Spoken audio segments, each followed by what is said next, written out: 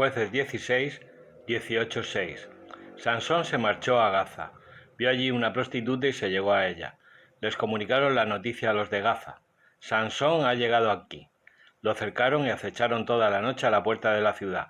Se mantuvieron callados durante la noche diciéndose: le mataremos a la luz del día. Pero Sansón durmió solo hasta la medianoche. Entonces se levantó, agarró las hojas del portón de la ciudad con las dos jambas, las arrancó junto a la barra, las cargó sobre sus hombros y las subió a la cumbre del monte que está frente a Hebrón. Después de esto se enamoró de una mujer del torrente Sorek, llamada Dalila. Los príncipes de los filisteos subieron a verle y le dijeron: sedúcelo y averigua en qué reside su enorme fuerza y con qué se le podría atar para doblegarlo. Nosotros te daremos 12,5 kilos de plata cada uno. Dalila dijo a Sansón: aclárame en qué reside tu enorme fuerza y con qué se te habría de atar para doblegarte. Sansón le respondió: si me ataran con 7 cuerdas frescas que no se hayan secado, me debilitaría y vendría a ser como un hombre cualquiera. Los príncipes filisteos le subieron 7 cuerdas frescas que no se habían secado y lo ataron con ellas. Ella, que había apostado unos hombres en la habitación, le gritó: los filisteos sobre ti, Sansón. Él rompió las cuerdas como se rompe un hilo de estopa cuando siente el fuego, y su fuerza no quedó descubierta. Entonces Dalila le dijo: te has burlado de mí y me has mentido. Ahora pues, dime por favor con qué se te habría de atar. Le contestó: si me ataran bien atado con cuerdas nuevas con las que no se hubiera realizado trabajo alguno, me debilitaría y vendría a ser como un hombre cualquiera. Dalila tomó cuerdas nuevas, lo ató con ellas y gritó: los filisteos sobre ti, Sansón, mientras los hombres estaban apostados en la habitación, pero él rompió las cuerdas de sus brazos como si se tratara de un hilo. Dalila le dijo: hasta aquí me has engañado y me has mentido. Aclárame con qué se te habría de atar. Le contestó: si trenzas 7 guedejas de mi cabeza con la urdimbre y las sujetas con una clavija, me debilitaré y vendré a ser como un hombre cualquiera.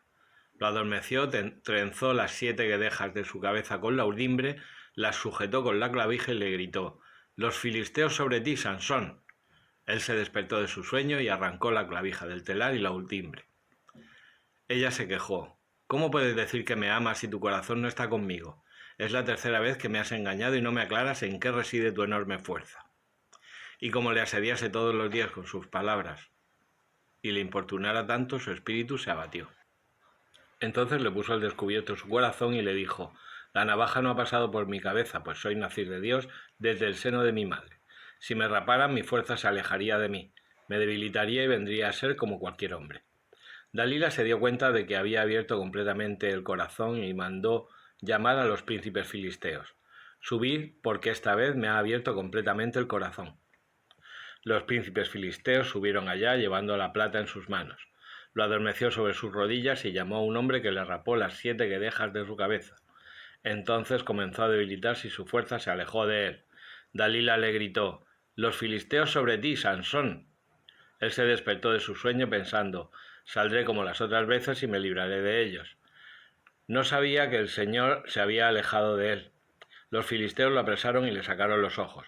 Le bajaron a Gaza y lo ataron con una doble cadena de bronce. En la cárcel estuvo dando vueltas a la muela. Ahora bien, después que lo hubieron rapado, el cabello de su cabeza comenzó a crecer. Los príncipes de los filisteos se congregaron para ofrecer un gran sacrificio a su dios Dagón y para hacer un festejo. Decían: nuestro Dios ha entregado en nuestras manos a Sansón, nuestro enemigo. Cuando lo vio la gente, alababan a su Dios diciendo: nuestro Dios ha entregado en nuestras manos al enemigo, que asolaba nuestro territorio y multiplicaba nuestros muertos. Cuando ya tenían el corazón alegre, dijeron: llamad a Sansón para que nos divierta.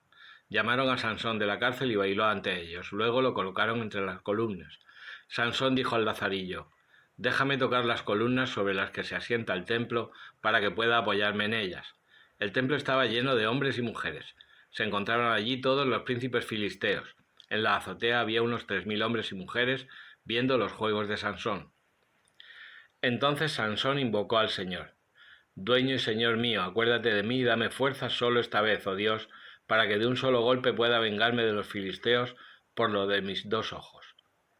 Sansón palpó las 2 columnas centrales sobre las que se asentaba el templo y se apoyó sobre ellas. en una con la derecha y en la otra con la izquierda. Entonces gritó: «¡Muera yo también con los filisteos!». Empujó con fuerza y el templo se desplomó sobre los príncipes y sobre toda la gente que había en él. Los que mató al morir fueron más que los que había matado en su vida. Sus hermanos y toda la casa paterna bajaron a recogerlo y lo subieron a enterrar entre Sorá y Estaol, en el sepulcro de su padre Manoch. Sansón había juzgado a Israel 10 años. Jueces 17. Había un hombre de la montaña de Efraín llamado Micá. En cierta ocasión le dijo a su madre: «Aquellos 12,5 kilos de plata que te robaron y por los que proferiste una maldición e incluso la repetiste a mis oídos, están en mi poder. Los cogí yo». Su madre exclamó: «Bendito seas del Señor, hijo mío». Él devolvió los 12,5 kilos de plata a su madre, que le dijo: «Yo había consagrado la plata al Señor en favor de mi hijo para hacer una imagen y el chapeado metálico. Ahora quiero devolvértela».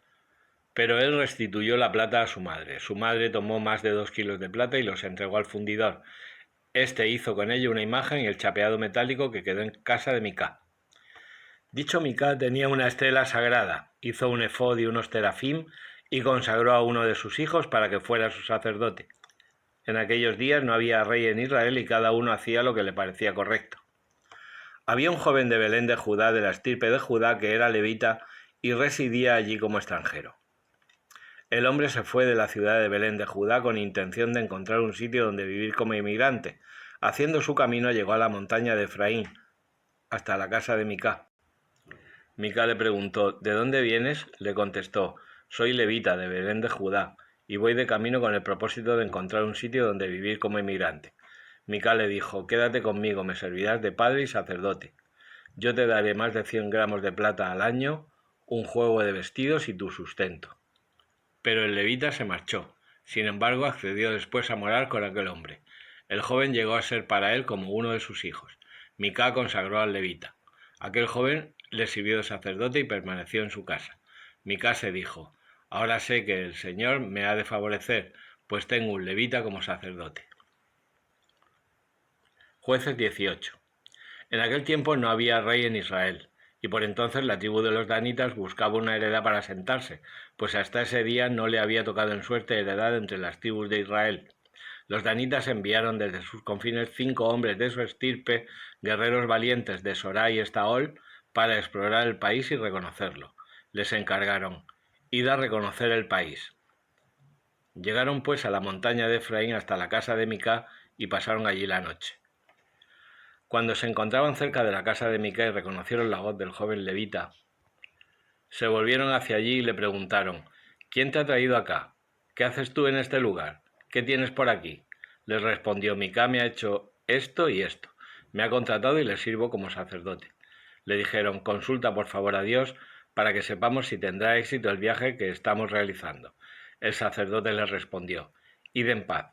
En presencia del Señor estáis haciendo el viaje». Salmo 94. Dios de la venganza, Señor, Dios de la venganza, resplandece. Levántate, juzga la tierra, paga su merecido a los soberbios. ¿Hasta cuándo, Señor, los culpables? ¿Hasta cuándo triunfarán los culpables? Discursean profiriendo insolencias, se jactan los malhechores. Trituran, Señor, a tu pueblo, oprimen a tu heredad. Asesinan a viudas y forasteros, degüellan a los huérfanos y comentan: «Dios no lo ve, el Dios de Jacob no se entera». Enteraos, los más necios del pueblo, ignorantes, ¿cuándo discurriréis?